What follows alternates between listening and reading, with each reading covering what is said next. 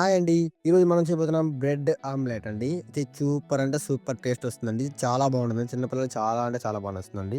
ఈ వీడియో అయితే అందరూ ఎండ్ వరకు చూడండి. చాలా బాగుంది.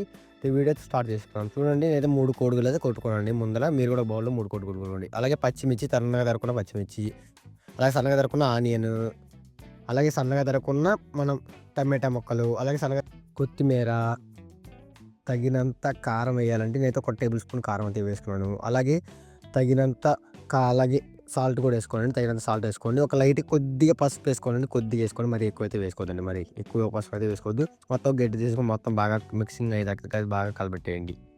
బాగా మిక్సింగ్ అయ్యేదాకా కలబెట్టేయండి. బాగా కలవాలండి. మొత్తం కారం మొత్తం బాగా బాగా కలవండి. ఎక్కువైతే కోడిగుడ్లు కొట్టుకున్నాక మంచిగా ఉండదండి. మీరైతే దానికి తగినంత కోడిగుడ్లు కొట్టుకోండి. భారీ ఎక్కువ గట్టిగా ఉండకూడదండి. లైట్‌గా అయితే మనం అండి అయితే దోసపిండి అయితే తీసుకొని దోసపిండి మీద అయితే మనం అయితే మొత్తం లైట్‌గా ఆయిల్ ఏసుకొని ఆయిల్ మీద కొద్దిగా మనం కలుపుకున్న ఆమ్లెట్ అయితే మొత్తం అయితే పోసేసుకోండి. మీరు ఎంత కలుపుకున్న దాన్ని బట్టి ఎంత 2 సార్లుకి వస్తుందో ఒకసారి వస్తుందని చూసుకొని పోసుకోండి. పోసుకొని 4 పక్కల 4 అలా అనేసి ఒక బ్రెడ్ తీసుకోండి. లేదా 2 బ్రెడ్‌లు తీసుకోండి. మొత్తం అంటే ఫస్ట్ ఒకసారి అలా అనేసుకొని తిప్పుకోవాలండి మళ్ళీ సరేనా? దాన్ని పట్టినట్టుగా పెట్టుకోండి బ్రెడ్‌లు కూడా మీరు. నేను ఇలా కలిపాను చూసారా? అలా తిప్పితే ఏంటంటే అండి మొత్తం పీల్చుకుంటుందండి ఆ బ్రెడ్ అనేది. అయిపోయిన కాలిన తర్వాత మనం చూసారండి నేను ఎలా తిరిగేస్తున్నానో మీరు అలా తిరిగేసేసుకోండి మొత్తం.